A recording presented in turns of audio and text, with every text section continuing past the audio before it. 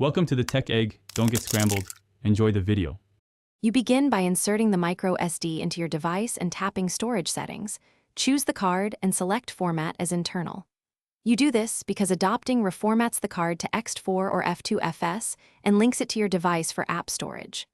Once done, move a small test app or a few media files to confirm the mount. Make sure to follow prompts to migrate data.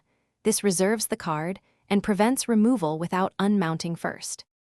Once the card is formatted as internal, go to Storage Internal Shared Storage Migrate to move apps and their data. You do this to free native flash and stabilize performance. If the system limits transfers, move large media first, then individual apps from App Info Storage change.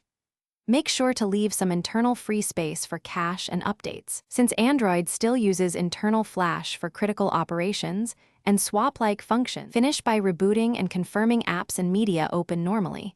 You want to ensure the link between card and system persisted. If you need to remove the card, go to Storage and Adopt options to format as portable first, because removing an adopted card can crash apps. If problems appear, corruption, slowness, or app crashes, reformat the card and restore your backup. Replace the card with a higher-grade A2/U3 model if issues persist, since speed and endurance matter for internal. Thanks for watching. Consider subscribing if I helped unscramble your problems.